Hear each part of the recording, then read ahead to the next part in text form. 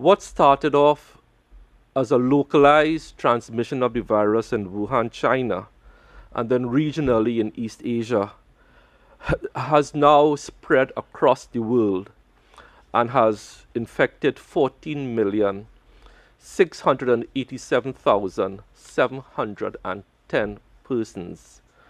So by the time we come back here for either the Wednesday or Saturday's press conference, we would reach the 15 millionth case. Because the rate of transmission, the number of new cases per day, is still hovering above 200,000 per day. The virus is all around us in the Caribbean, South America, North America.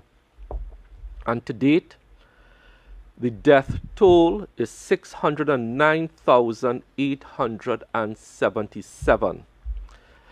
Ladies and gentlemen, 3 countries are now in a million case group. United States with 3.9 million cases, Brazil with 2.1 million cases, and India with 1.1 million cases.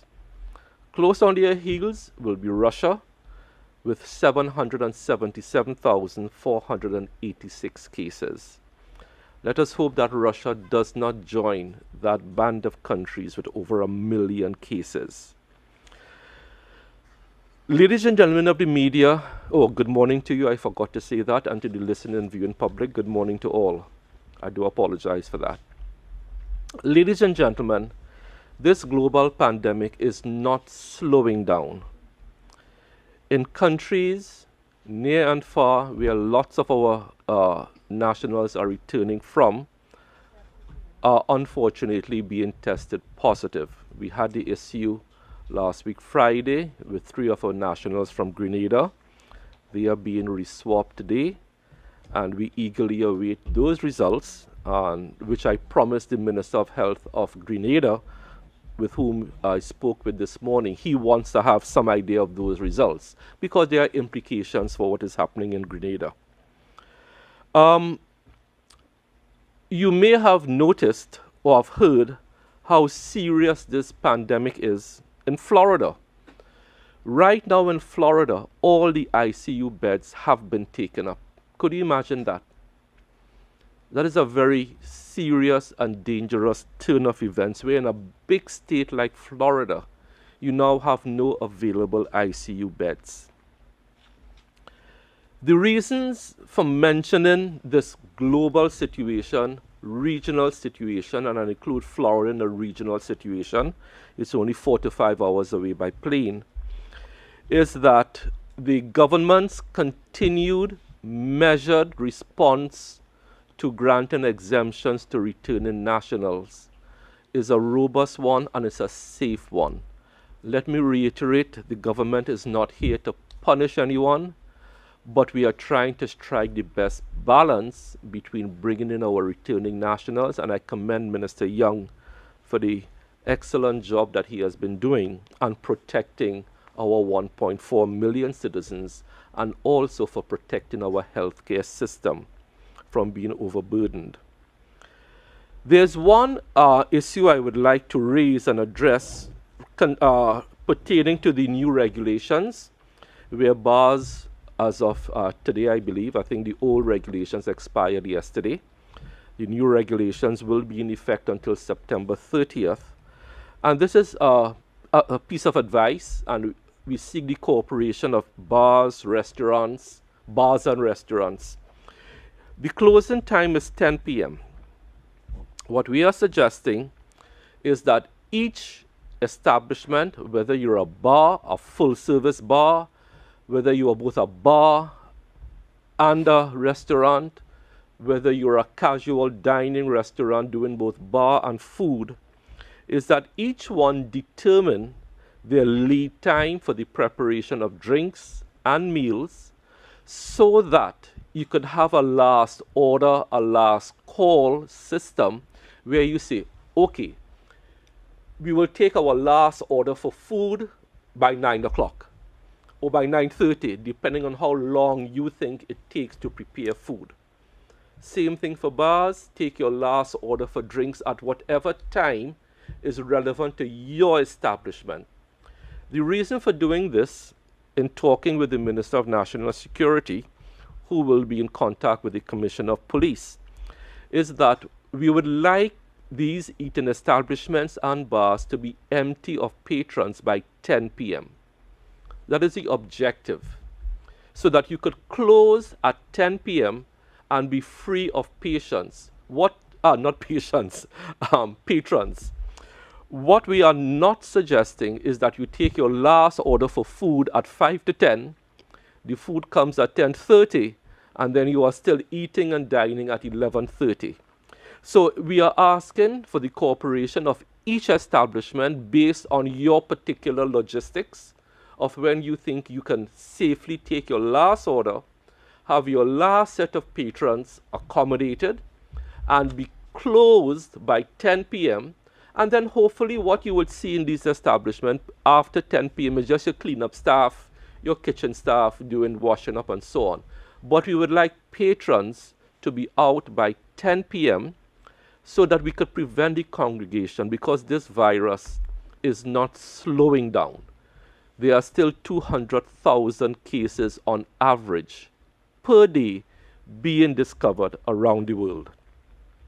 So those are my comments this morning, Minister Cox. I do hope that we don't want to overburden the police by going into each bar, each restaurant.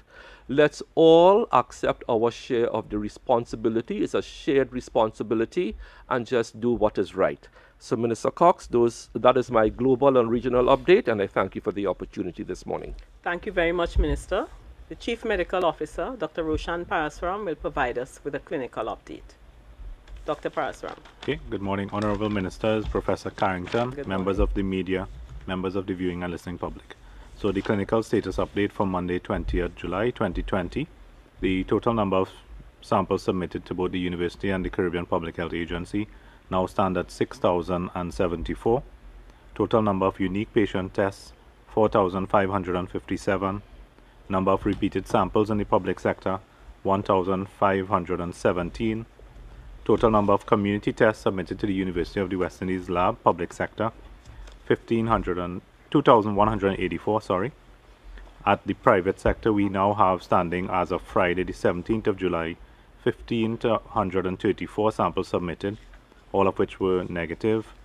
The total number of samples, therefore, for the country, private and public, now stand at 7,608.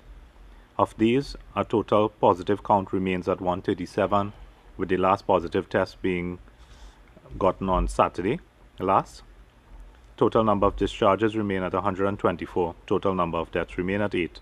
And the total number of hospitalized patients remain at 5. With regards to the parallel system, in quarantine, we now have 164 persons. 48 of those are at the UE Debe Penal campus. At the Chancellor Hotel, we have 12 individuals. At the Cascadia Hotel, there are 44. At the Tacarigua facility, we have 21 persons, and at the Home of Football, we have 39 individuals. At the Napa right now, we have no healthcare workers being housed. Minister Cox, that's my update for today. Thank you very much, Dr. Paraswaram. Professor Christine Carrington, Professor of Molecular Genetics and Virology, and Head of the Department of Preclinical Sciences, Faculty of Medical Sciences at the University of the West Indies, will speak on immunity to COVID-19. Professor Carrington. Thank you, Ministers and Chief Medical Officer Dr. Paraswaram, and good morning to members of the media and to the viewing and listening public. There's been a lot of discussion recently in the media about the immune response to COVID-19, the COVID-19 virus, which is SARS-CoV-2, and in particular about people who recover from the SARS-CoV-2 infection and the question of whether they're protected against reinfection, and if so, how long does that protection last? Now, despite all the recent headlines, the short answer to that is that no one knows. Scientists are still trying to determine exactly how COVID-19 immunity works. There are clues, but the picture is far from complete. Now, before I go into what is currently known, I first want to remind you that our immune systems use several tools to fight viral infections, and each type of virus requires a slightly different set of tools. Now, these tools include special proteins called antibodies, which recognize and bind to viral proteins. Some antibodies work by binding to the virus particles in such a way that they prevent the virus from infecting and replicating in their target cells. And these antibodies are called neutralizing antibodies. Now, the immune system toolkit also includes special immune cells called T cells that recognize and kill cells that have been infected so that they can't produce any more virus. Now, the first time the immune system encounters a particular virus, it can take a few days for it to size up this invader and then to make and use the right set of tools to clear the infection. And after an infection with a given virus, the immune system remembers what it learned about how to protect the body against that specific virus. So if it encounters that same virus again, it can mount a defense much more quickly and prevent the infection from taking hold, or at least prevent it from causing illness or from spreading to other people. This is what we mean when we say someone has developed immunity to a particular virus. Now, for some viruses, immunity can last a lifetime, while for others, it may only last a few months or years, after which time reinfection is possible. Often, with this second infection being less severe than the first, although this is not always the case. There are also some viruses that the immune system never manages to clear completely. Now, the first clue to where SARS-CoV-2 immunity might fall on that spectrum came from other coronaviruses known to infect humans. Infection with these other coronaviruses results in the production of protective antibodies, we know that, and the level of protection depends on the type of virus and also the severity of infection. So you produce these antibodies, but with these other coronaviruses, those antibodies typically decline. So they go down to undetectable levels within about 3 months to 3 years. And that depends on the type of coronavirus and the severity of the infection the person had. Occasionally, it lasts for longer. Now, in general, the more severe the infection, the stronger and longer lasting the immune response. This is what we know about the other coronaviruses that are out there. Other human coronaviruses that cause like common cold and stuff. Now, for some of these other coronaviruses, studies showed that initially, when antibody levels are high, there is protection against reinfection. But as the antibody levels fall, this so-called sterilizing immunity is lost and reinfection can occur.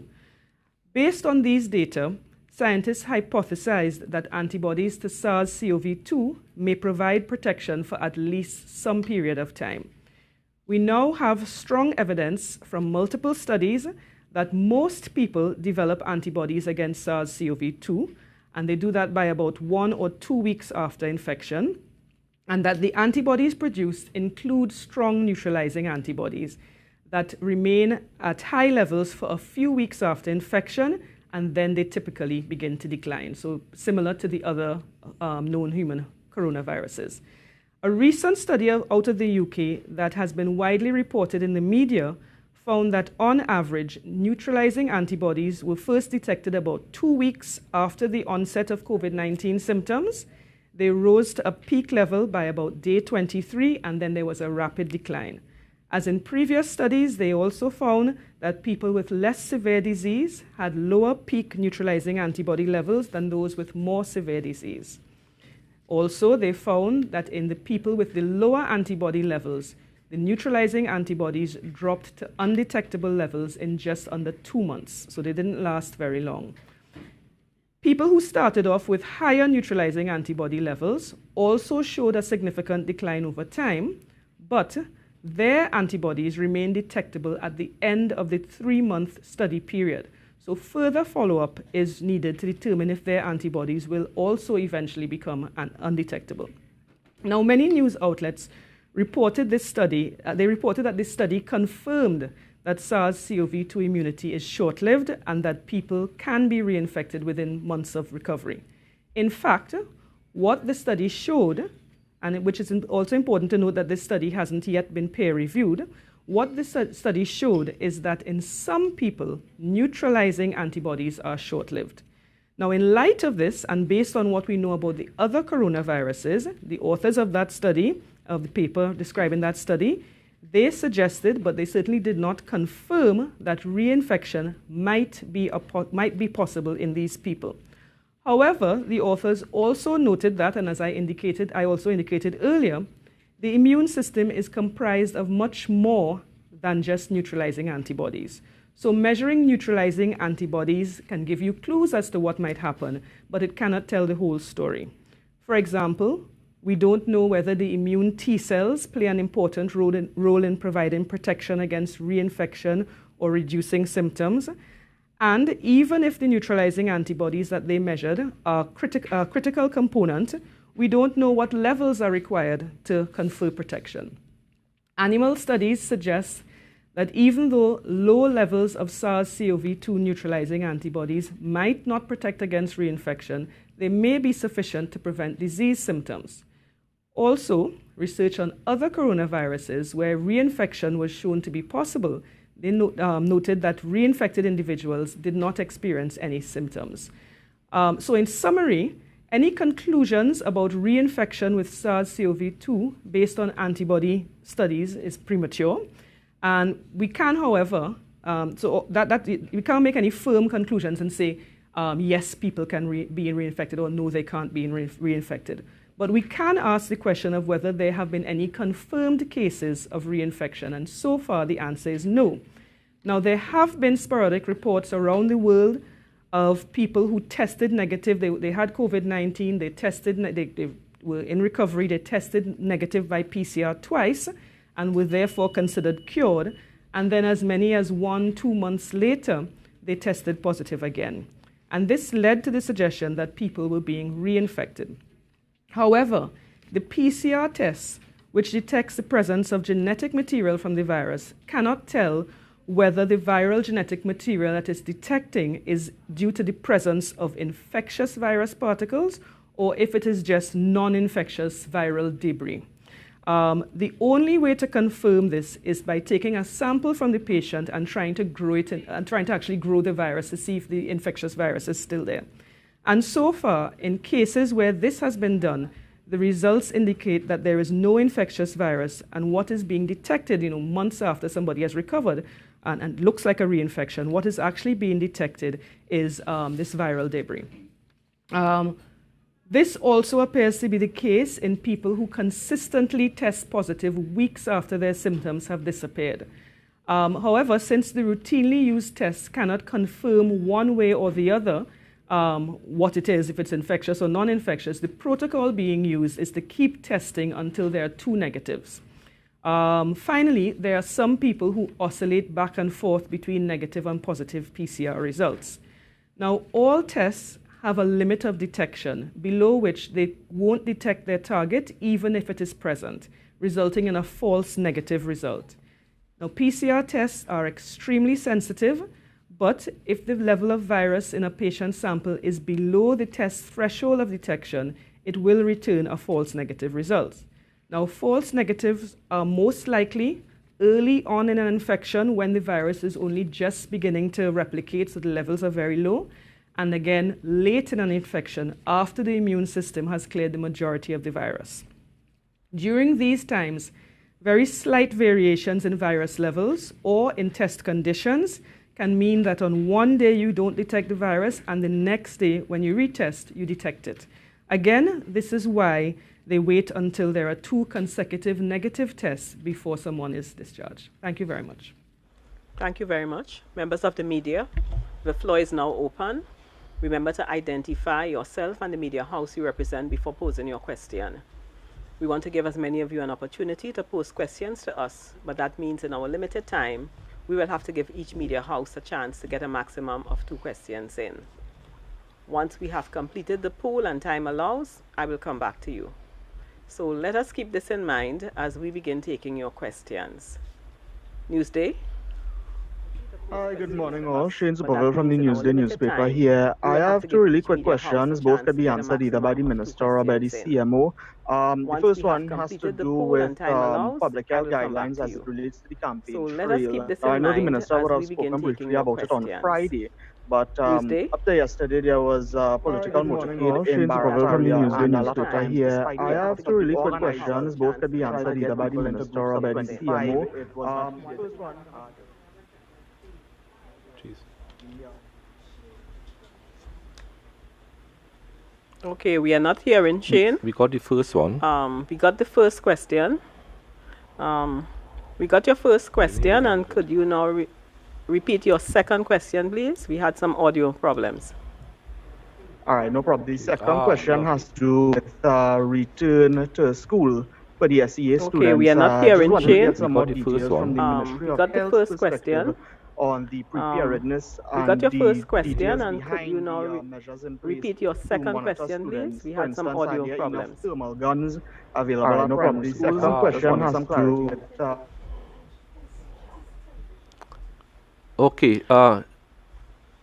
You want me to go? Or? Yes, but I was just checking. I wonder if Shane, is your television on? We're getting a serious feedback. If it is on, you may need to take it off. Minister, you heard the two questions? Yes, I All did right. hear the two questions. So I will take the first one, and CMO will take the one on schools.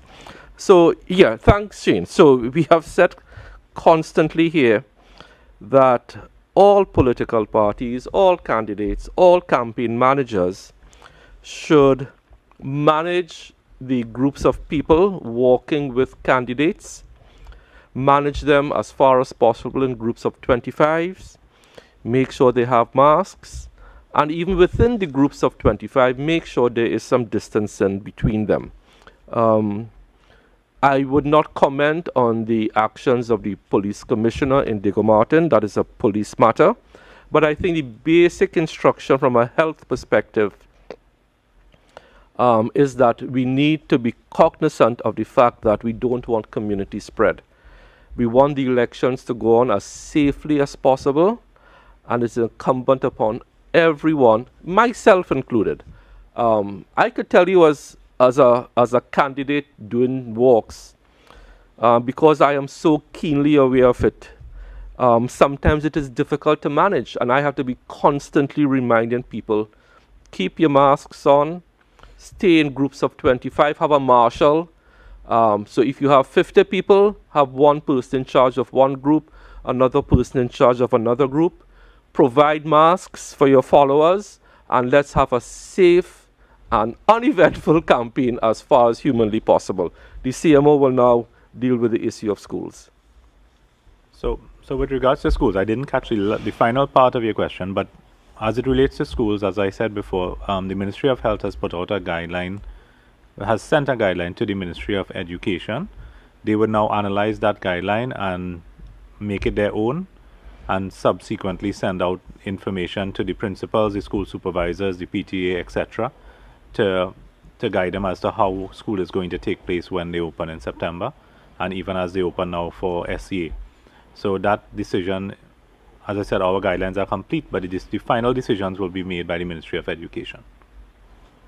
Okay, thank you. We go to Guardian Media Limited. To guide them as to how. And even as they open. So that's the decision. Yes, we are hearing you. Our guidelines are complete, but great. the final decisions will be made Minister, by the I Ministry just of wanna Education. piggyback off of your response thank you. to Shane, We go my to, colleague there just Guardian now, Media Limited. about the campaign trail and about having 50 persons. If you have more than the 25, at least separate them into groups and have the marshals and stuff, ensuring that Yes, we are hearing you. is adhered to. But no, I find that very interesting because it is clearly stated in the current iteration of the public health regulations that no more than 25 people should be found if you have more gathered in the 25 and at the height of the COVID period. I remember distinctly the Minister Yes, of we are National hearing you. Security making that distinction. But no, I find that really interesting. The group that you are with is clearly at this time it was the current iteration of the public health less than 5. It's the entire amount of persons at one given place.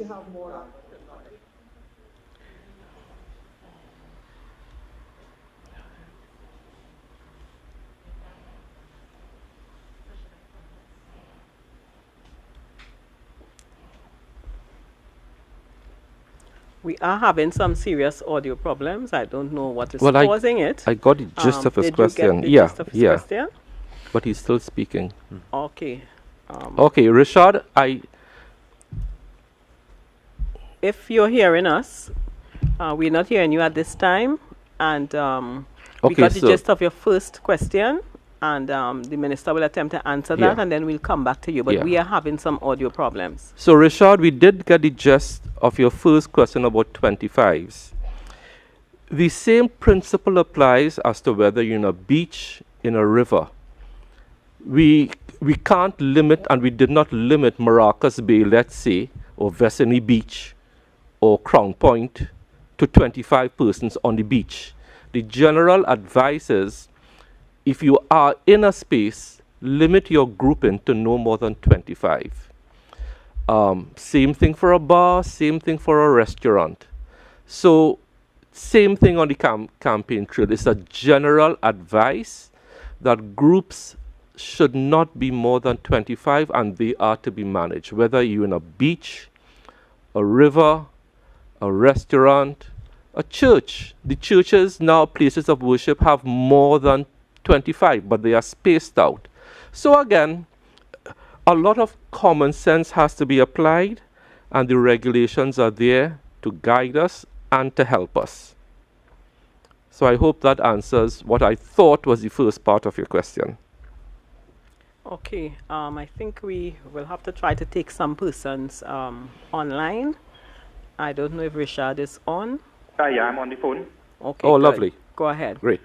Okay, Minister, right. So I just got the gist of your response there to it, right? So now I'm going to, my follow-up question to that is, right, one, would that same kind of leniency be allowed to citizens who want to have any kind of gatherings of that sort? So could they adhere to the same policies or the same guidelines, I should say, that are being afforded to candidates who are campaigning? And the other part of that is now, I know you spoke about common sense, and we have to use common sense in this pandemic, and I agree where you're coming from. But at the end of the day, the police are the ones who are tasked with upholding and enforcing these regulations. So we can't now have one guideline being given and the regulation saying something else, because then we run into the problem of how does the police enforce this? And I would just like to throw us back to about 2 months or 3 months ago at the height of the COVID regulation and the COVID period, when yourself as well as Minister Young was saying, do not leave your house unless you have to, and only ensure that it's essential services and do not go for a jog. But then the police were saying, that is not in the regulation. We cannot stop you from doing that if that is the situation. So you understand where I'm coming from? Yeah, so let me just go back, Richard. The chief medical officer, because you were talking about private functions, the chief medical officer explained at these press conferences several times about how the regulations apply to private functions, whether it's a wedding, a birthday party, a christening, and I will ask him to repeat himself on that. So, chief medical officer. Okay, so in terms of your private, I think the distinction is between a public space and a private space. So, any space that is not deemed to be public, of course, the 25 doesn't hold for that particular space. So, we're speaking about places, for instance, a hall that is a private space that you only have visitation by invitation. Those people inside, we're asking that they use the guidelines that are for restaurants and bars, as well as churches, etc., to let people know how to be seated in those places, how many people should be fitting in based on the square footage, etc. But the regulation of 25 applies to a public space, and I think Minister was clear when he described how it can be used in beaches as well as other areas. Okay, thank you. I think we want to go back to Newsday. Hi, good day. Hi, y'all are hearing me, right? Yes, we're hearing Lovely, you. yes, perfectly. Yeah, Shane Superville here from the newspaper again. I just wanted to clarify the second question I had, and that would have been in relation to the reopening of schools for the SEA students. Okay. I just wanted to know some more details in terms of the kind of precautions would have been available in terms of monitoring the students, particularly with respect to thermal guns, and how much thermal guns would have been available to these schools. Yeah, So that final question with regards to thermal guns, we have a daily monitoring that's supposed to take place in terms of temperature, in terms of signs and symptoms, for instance, fevers, etc., runny nose, that sort of thing. But that is to be done by the schools under the supervision of the principals. But again, I haven't seen the final document from the Ministry of Education after receiving our document on Thursday last week to comment on the specifics of it. So in other words, Shane, the discussions are ongoing between the Ministry of Health and the Ministry of Education. Okay? Okay, thank you. I don't know if you were able to get 98.1 on the phone or TV6. Both hands are up. Okay, TV6 seems like they are ready. Renessa. TV6, they would be calling you if you're hearing me. Check your phone. While we wait for TV6, so we don't have blank time, so we don't have dead time. Professor Carrington, if I may ask, our policy of using 2 negative tests 24 hours apart, which we have been using since the start of our response, that has been questioned in some quarters. Is that still relevant given the new information that you presented this morning? Thank you, Minister. So what I indicated is that for people who have sort of gone, no longer showing symptoms, and it's sometime after, you want to find out, you want to be able to be sure that they are no longer infectious by testing them. Okay, so what I indicated is that the PCR test can detect the presence of the viral genetic material, but it doesn't allow you to say whether that material is infectious virus or not. So that's why we do 2 consecutive tests, because we figure if we get it, and also because of the low levels of virus, you do 2 consecutive tests to say, well, if it's low, it means that at least the virus isn't increasing. Now, given what we've learned is that a lot of the time when you're doing these tests after that peak of infection, when somebody's symptomatic, you tend to get what you're detecting is not infectious material. So there have been recommendations, and some countries have used the argument that they have decided that they will just look at, somebody hasn't shown symptoms for 10 days, and we'll assume that they are negative.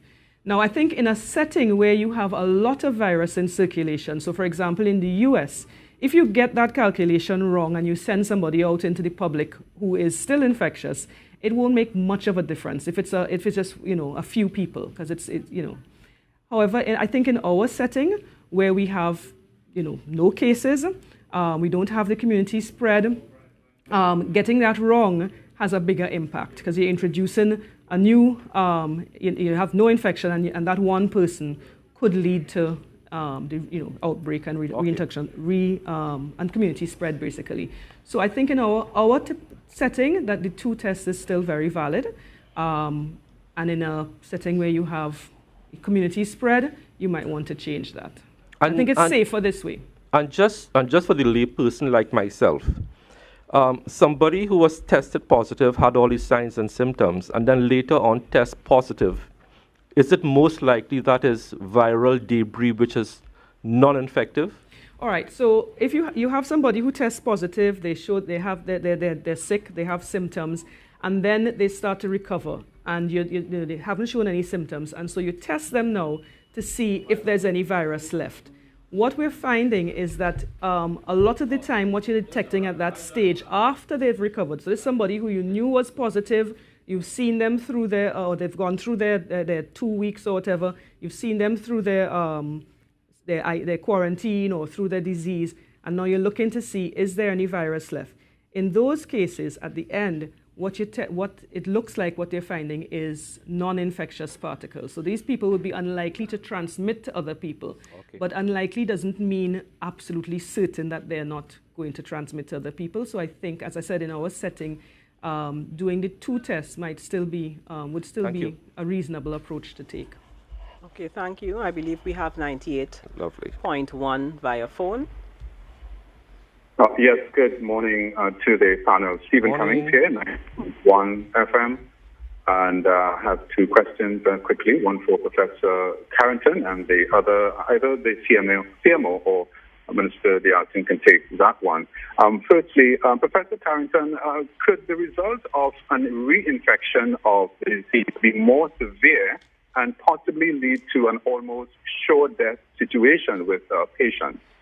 And Minister Diatin or the CMO can take this one. Now, the WHO is running, I understand, an initiative to further discourage persons from smoking or the use of tobacco, which it says can help reduce the risk of COVID-19. Now, Dr. Tedros has also said that the pandemic has also provided an opportunity to emphasize that tobacco and e-cigarettes use pose an even higher risk to people. We are concentrating and we are focusing on COVID-19 and all the other, mitigation measures. I'm wondering if more emphasis should be placed on, responding to that question as it relates to the use of tobacco. Okay, so I will take part of the second question first, then the CMO will take the other part. We have been saying on these press conferences from day one, the most high-risk persons are those with pre-existing conditions, especially diabetes, hypertension, respiratory disease. Smoking is highly associated with respiratory disease, and we said many times, not only that people should stop smoking, not only for COVID, but should stop smoking, period. Because once you have a respiratory system that is not functioning at 100%, you make yourself available for any virus that comes in there, and I will just let the CMO take off on that now. But at the end of the day, it's not only about smoking, it's about persons who are at high risk, who are smokers, who are asthmatics, who are diabetics, hypertension, obese, and the elderly. Okay, so similar to what Minister said, just to add, anyone that has a compromised respiratory system, including tobacco smoking, that sort of thing, will be at a greater risk of respiratory compromise if and when they get infected with COVID or any other viral illness. So on that basis, and with smoking, we have an added side effect, if you want to call it, that people have an increased risk of blood clotting events, thromboembolic phenomenon. So you will have atherosclerotic disease in people that smoke as well to a greater level. And as we have seen in the new evidence, this sort of phenomenon is occurring across the world. So other organs are being affected, and smoking will only add to that effect. So smoking, from the start, smoking was something that we were advocating against from the Ministry of Health and from WHO, and we continue to do so. And Mr. Cummings, I really want to thank you for raising that issue. That issue of smoking, which we tie to NCDs, is one of the major reasons why globally you have 600,000 deaths. Many of those deaths are in persons who have compromised respiratory systems or who are diabetic, hypertensive, the elderly. So I really want to thank you for raising that issue. Professor Cummings. Professor Carrington. Carrington. Thank you. Okay, so the question was, could infection lead to more severe disease and death? And the answer to that is we do not know. Now, if I had to put money on it, I would say that you would get less severe disease. And the reason I would say that is because for other coronaviruses, as we know, there's 6 other human coronaviruses that we know of, and there are several of them that are associated with the common cold. And there's evidence for those that you can get reinfected, but when reinfection does occur, the reinfection is not associated with any symptoms. So you actually get less severe disease. And the reason why that might be happening is that even if the immune system is not, the immune response and the antibodies that a person has is not enough to prevent the body being infected by the virus, it might be enough to dampen down the rate at which the virus can replicate and therefore reduce symptoms. And also, as I said, our immune systems have memory. They can remember a virus that, the immune system can remember a virus that it's seen before. So even if that virus gets in and starts to replicate, the immune system will be able to respond much more quickly than in a primary infection. So chances are it would be less severe than the previous one. But of course, I repeat, we do not know. There are no confirmed cases of reinfection to study. There are some viruses that when you get infected a second time, you're at greater risk of severe disease, but I would be surprised if this was the case with the coronaviruses. Okay, thank you. We go to TV6. Hello? Hi. Hi, Renessa, Cutting TV6 News. Morning, Yes. Renessa. Morning. Could the ministry indicate how many persons in quarantine have been given that opportunity to register as special voters, and how many of them have actually taken the opportunity and registered? And given that the quarantine period is... Hello? Yes. Yeah. We're hearing you. Hello? Yes. Yes, we're hearing you clearly. Yeah. Given that the quarantine period is roughly about 14 days, and I understand that they would have to be in quarantine at the time of the election to be considered. Under that consideration, has the ministry reached out to persons who are scheduled to be repatriated within that time frame? Okay, so basically what has happened so far is that there's apparently a deadline for persons to register as a special voter. So we have gotten the forms from the Elections and Boundaries Commission, submitted it to the persons in quarantine now, because those are the only individuals who will actually be able to make the deadline. However, those individuals who are in quarantine at this time, once they don't become positive, will be out of their quarantine prior to the elections, the special election, which I believe is in the first week of August. So we have distributed the forms just out of caution to give them the opportunity to register in the event that they become positive and they have to stay longer. And I am supposed to receive feedback from the different sites today. We had sent it to all the sites to determine how many people actually filled them out. So that feedback was supposed to come in today. I didn't receive it as yet. In terms of the persons coming in, no, because there's that EBC deadline that says, I think Friday last was the deadline for special voting, and EBC can confirm. It does not, persons beyond that date wouldn't be eligible to be considered. Okay. Express. Good morning, Kim Modram from the Express. Am I being heard? Yes, morning, Kim. Yes, loud and clear. Okay, morning, ministers, doctors. Okay, just quickly, Minister Dayal Singh, I know the Minister of National Security is not here, but would you be able to tell us at all what kind of volume of people are applying to leave Trinidad, actually, applying for exemptions to leave? A lot of dual citizens seem to be wanting to go abroad to conduct their business relevant to their dual citizenship, medication, that sort of thing. And could you give us any idea at all of the volumes or the types of charter flights operating in and out of Trinidad that people are utilizing for that purpose, for the purpose of leaving? Also, you spoke earlier, I won't go back there. We've seen another imported case and another imported case.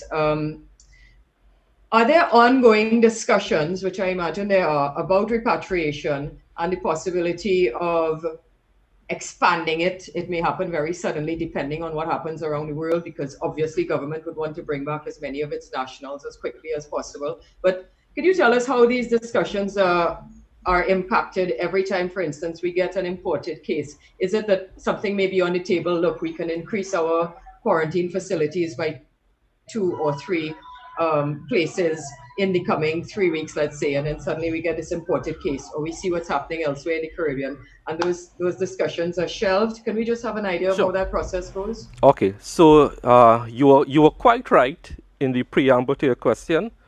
Those questions on flights and those leaving are for the Minister of National Security. I would suggest you pose that to him. I would not even attempt to answer that because I simply don't have the information, and persons leaving Trinidad is a matter for the Ministry of National Security. To answer the second part of your question about quarantine places, and it's worth repeating again, it's not that you have 10, let's just use a rough figure, 10,000 persons wanting to come back, and you create 10,000 quarantine spaces. It doesn't work like that, because we have to assume, one, that a certain percentage of that 10,000 will in fact turn positive. And I'll give you some examples, because as Professor Carrington said, we simply don't know certain things. On the Costa Favolosa, 71% of those persons turned positive. If you bring back 10,000 persons and 71% turn positive, that's 7,000 positive cases. What are we going to do with them?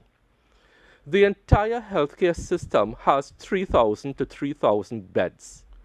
It means you'll have to empty out your hospitals, send everybody home, crash your public health system, crash the parallel system.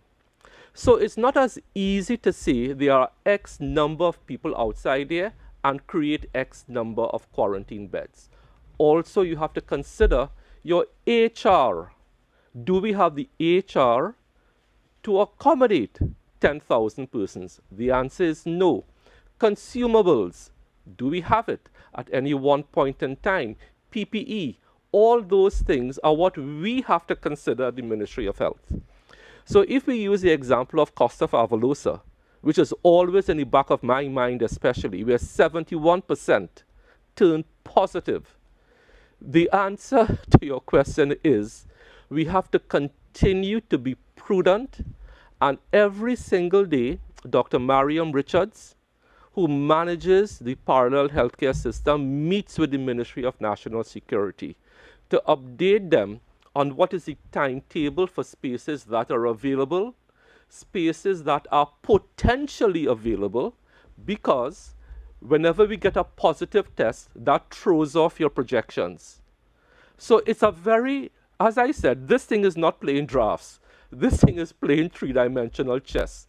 There are so many variables that we have to continue bringing in people in the manner that we have been doing it, strategically, in numbers that we could accommodate, assuming that a certain percentage of them are going to turn positive. So Kim, I really hope that answers the second part of your question. Thank you very much for raising it. Thank you. AZP News. Hi, good morning, Priya Bihari, AZPnews.com. Good morning, Priya. There was a report that the Oxford vaccine showing some triggered an immunity response to the COVID-19, and the UK government has ordered, I think, about 90 million of it. My question is, therefore, at what point in time would we think about buying some vaccines, and then how do we distribute it in terms of who will go first, if we get priority, maybe the health workers, etc. How would that begin? Okay, thank you for the question, Priya. I would have indicated, and I read out two pieces of correspondence on last week, Wednesday's press conference or Saturday's. The first piece of correspondence I read out to the public was a letter from Dr. Carissa Etienne from PAHO to the Honorable Prime Minister, asking him, and I could probably read it out again because I think it's worth repeating, about whether Trinidad and Tobago would like to be considered in a vaccine distribution process. I read out the letter, and then I also read out the response from the Honorable Prime Minister indicating that Trinidad and Tobago has actually signed off to that vaccine acquisition process and vaccine distribution process. So I am going to give you again, because I think it's worth repeating. I have the letters here. Letter dated 2nd July 2020, subject, access and affordability of potential COVID-19 vaccines and updates on PAHO's collaboration with Gavi Alliance on the global COVAX facility. This is basically a letter to the Honorable Prime Minister asking the Prime Minister whether we are willing to participate in this. The Prime Minister, so I'm not going to go through the entire thing again. The Prime Minister did respond on the 13th of July 2020, a letter to Carissa Etienne, in which he said, "We are also happy to learn about PAHO's close involvement with the COVID-19 vaccines, global access facilities, and basically he has indicated that we are ready, willing and able to have Trinidad and Tobago access vaccines in what is called an equitable fashion. That is, the vaccine should not only be available to wealthy countries, but across the board to poor countries, middle-income countries, and so on. The last paragraph of Dr. Rowley's response goes like this. We expect PAHO to identify the optimal, equitable, and that's the key word, and affordable access strategies for the participating member states. And in that regard, we submit this expression of interest to confirm solidarity of the PAHO member states as a regional bloc in future engagement of PAHO with the COVAX facility. In other words, Trinidad and Tobago being a member of PAHO, PAHO will be negotiating as a bloc, because the worst thing you want is for individual states to be negotiating on their own. When you pool your negotiating power, you get better deals. So Trinidad and Tobago is firmly in step with PAHO and wants vaccines that are safe, reliable, and affordable are available regardless of their source, whether it's Oxford, Moderna, wherever, we will have access to it. So thank you for raising that issue prior. Minister, I think you also asked about priority in the distribution of the vaccine. So the priority in distribution, depending on the volumes we get, will be determined by the Chief Medical Officer. As we currently do with flu vaccines, I will just tell you what the protocol is for flu vaccines. We prioritize 5 or 6 classes of persons. They are the elderly, those with pre-existing conditions, healthcare workers. We prioritize children between 2 and 5, and those who are immunocompromised. That's what we do with flu vaccines. The protocols for distributing COVID vaccines are not yet cast in stone, but that is how we treat with these matters. Okay? Thank you. Thank you. I think we're going back to TV6. TV6. Hello? Yes. Good morning. Could we, morning again. Morning. Could we have an update on participation in the drug trial? And I also want to... Well, you have one question, TV6. Well, you have one question. Yeah, what is your question, please? Okay. I wanted to get an update on our participation in the drug trial. Yeah. So the Ministry of Health Ethics Committee had 2 meetings with the University of the West Indies, that matter being discussed, because University of the West Indies are the body for Trinidad that will be participating and the principal investigator for that particular study. So we have a meeting on Friday of the Ethics Committee to make a final decision with regards to the revised drugs. As you would have noted, there was a particular drug that was on the trial from WHO's end in the initial days and has been withdrawn because of basically lack of efficacy of that particular drug. So the trial has been reconstructed to some extent. So we are discussing that matter on Friday, and we'll discuss it with the University of the West Indies if need be. But our caseload since about 2 months ago has been extremely low, and there has not been an opportunity. Most of the cases have been asymptomatic, very well cases. So there has not been a case that we could have used those drugs had we approved it at this point. Okay, I have a question from online, and it is to the CMO. Can you enlighten us on the use of shields as a protection for those who feel restrictive with masks? Okay, so I think we discussed this a little bit before, so we're just saying to make sure it is recommended as an alternative for persons that cannot tolerate the mask for medical reasons and otherwise, as a suitable alternative for the general population, persons that are not unwell. But we still recommend that if you are ill, that the first choice should be your mask, and of course staying at home if you're ill, not going out into the general population. But it is a suitable alternative, making sure that again it goes below your level of your chin, so it covers your nose and mouth completely and goes beyond the level, beyond your eyes on the horizontal front. Thank you very much. We've come to the end of today's virtual media conference, and do remember that the Ministry of Health and the Ministry of Communications are your only credible sources of government information on COVID-19. As you know, there are now 5 COVID-19 positive patients at Cora Hospital.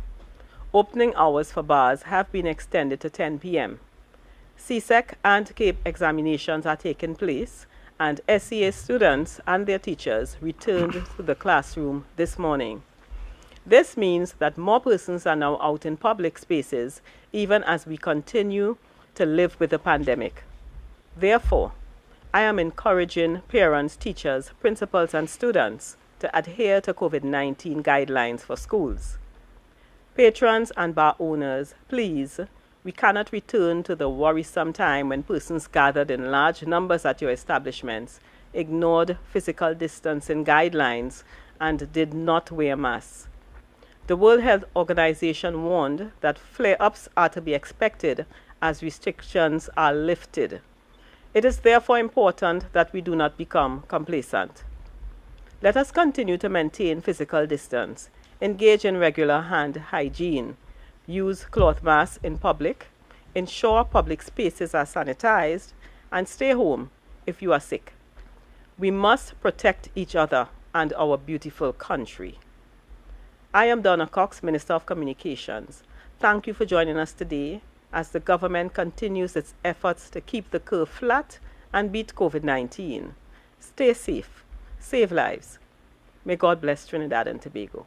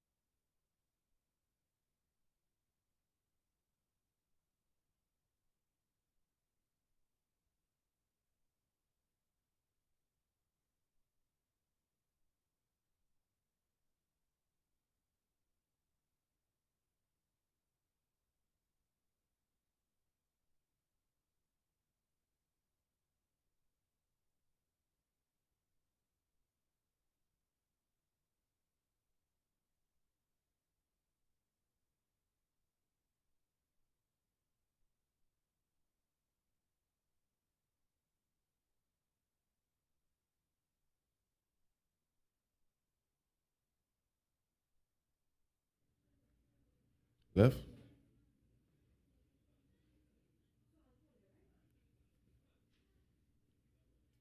One, two, three, four, five.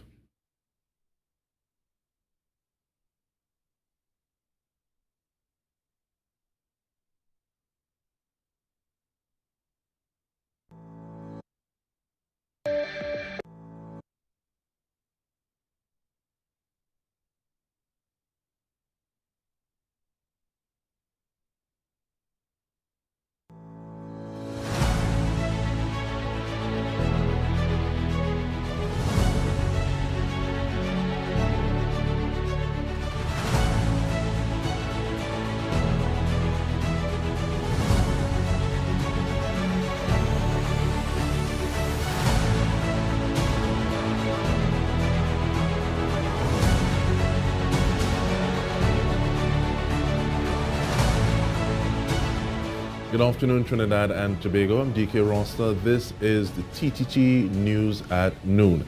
In the news at this time, it was back to school today for more than 19,000 primary school children who are writing the SEA exam next month. Following the closure of school in March this year because of the COVID-19 pandemic, the SEA exam had to be postponed. The students returned to school today to embark on final preparation for the August 2020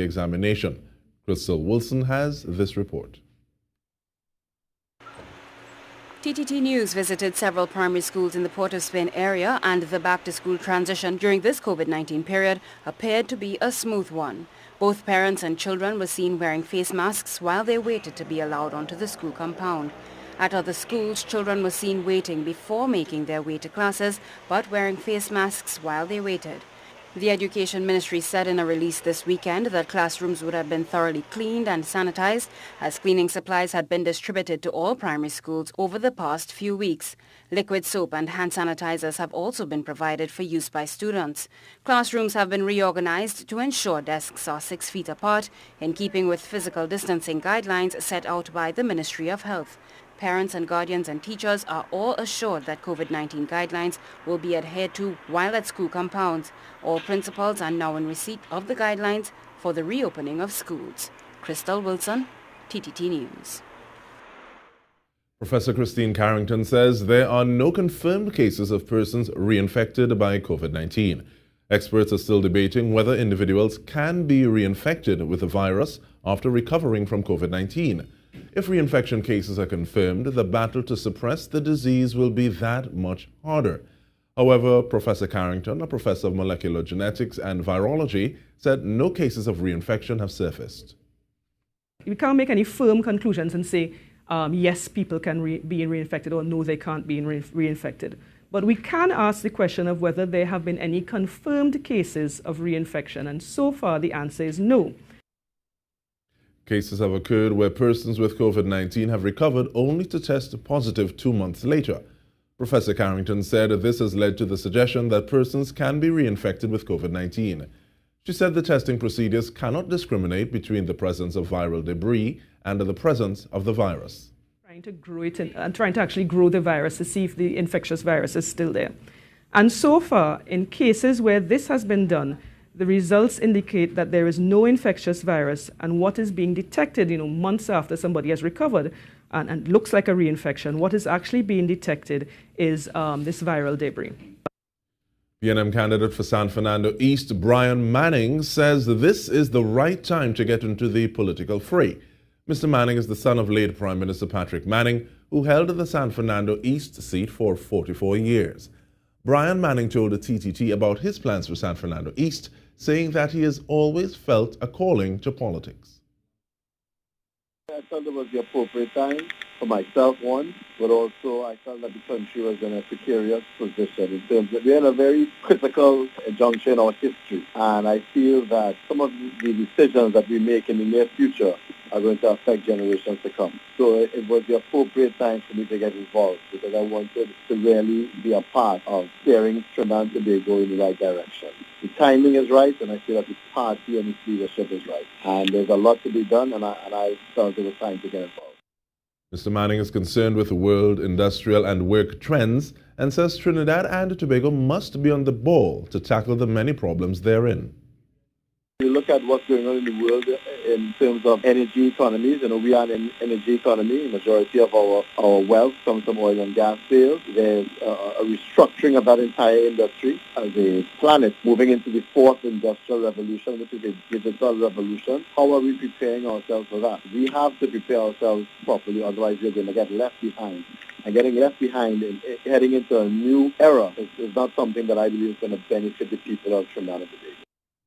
This is TTT News at noon. Follow us for these stories and more on Facebook, Twitter, Instagram, and YouTube at TTT Live Online.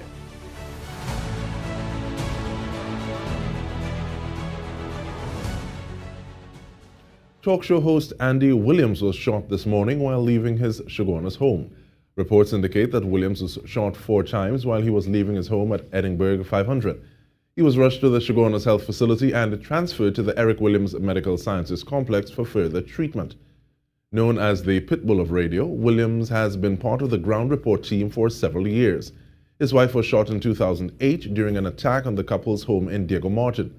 Williams' shooting comes after a bloody weekend with 7 people killed in violent circumstances. Murders were reported in Matura, Tunapuna, Dabadi, and Cora. The People's National Movement election campaign continues to make its way across the country, with political leader Dr. Keith Rowley and his team taking things to Tobago last weekend. The party's candidate for Tobago West, Shamfa Kojo, has given her word that the party will continue to save this country from mismanagement it suffered under the previous administration. During her address at the Signal Hill Secondary School on Sunday night, the incumbent Tobago West MP said the party remains dedicated to serving the people of Trinidad and Tobago, even when faced with making difficult decisions. She said for too long the people of Tobago were left undone under the United National Congress. They had the chance to expand the airport and to do the airport project, and they called on off the airport and didn't do any work there for 5 years and 4 months. They had the choice to open up the tourism accommodation upgrade program to Tobago stakeholders. A look at the weather. Expect partly cloudy to cloudy with showery spells occurring in varying localities. Heavy showers or thunderstorms are expected in a few areas. Gradual improvement is expected by late afternoon. Tonight will be mostly settled. Gusty winds and street or flash flooding may accompany heavy showers and thunderstorms. Forecast maximum temperatures for Trinidad and Tobago is 31 degrees Celsius. More news after the break. Stay with us.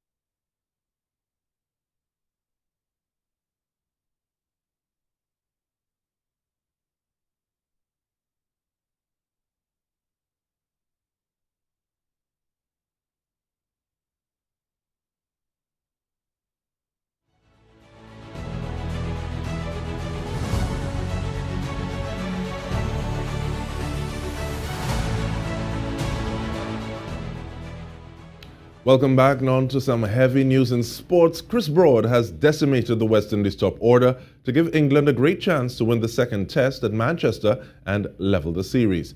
Broad has taken the wickets of John Campbell, Shai Hope and Roston Chase as the West Indies top order floundered, chasing 312 for victory.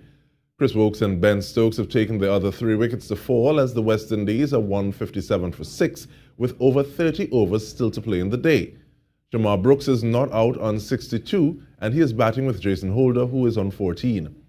Earlier, England declared on 129 for 3 with Ben Stokes hunting a 57-ball, 78 not out to set the West Indies 312 for victory. England need to win the match to have a chance at winning the series and take back the Wisden Trophy. Yesterday, Broad took 3 wickets and 14 balls to bowl out the West Indies for 287 and keep alive England's hopes of winning the second test. The Men's T20 World Cup, scheduled to be held in Australia later this year, has been postponed because of the coronavirus pandemic. The tournament was due to take place between 18 October and 15 November. The next Men's T20 World Cup is now scheduled to be held in October and November 2021, with another in 2022. It has not been announced if the 2021 tournament will take place in Australia and 2022 in India, which was due to host the previously scheduled 2021 event. The International Cricket Council has also announced that the 2023 50-over Men's World Cup in India will move from February and March to October and November. And that is it for sport. More after the break. Please stay with us.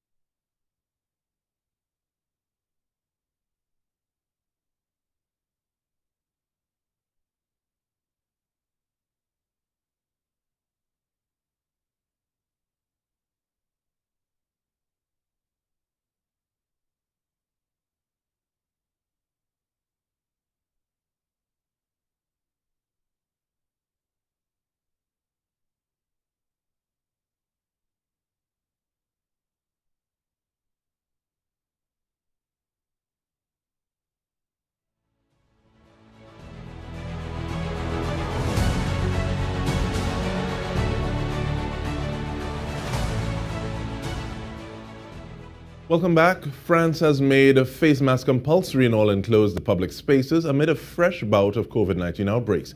More details in this roundup of global coronavirus pandemic stories. Masks are already mandatory on public transport in France, but from Monday they must be worn in places like shops. Health Minister Olivier Véran warned that France has between 400 and 500 active clusters of the virus. President Emmanuel Macron declared a first victory over the virus in June and has ended the national state of emergency, but local outbreaks remain. After 6 months of closure, cinemas in China reopened their doors today, with some people taking their seats at the stroke of midnight. Wearing masks is mandatory inside the cinema, and people can't sit together as social distancing restrictions remain in place. One cinema has helped maintain this by separating people with cuddly toys. Finally, a top politician in Kenya has apologized for flouting a dusk to dawn curfew imposed to help stop the spread of the coronavirus. Nairobi Senator Johnson Sakaja was over the weekend found drinking at a pub in the capital Nairobi hours past the 9 p.m. curfew. He's now due to appear in court on Tuesday, but he says he's ready to take responsibility for his actions. And that is TTT News at Noon. I'm DK Roster. Thank you for tuning in.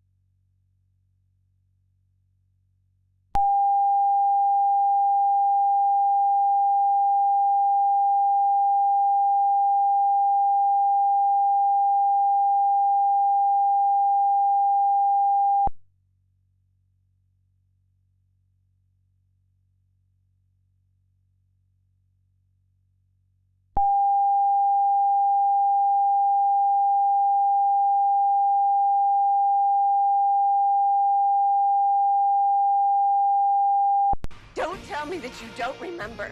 My marriage to Brooke is over.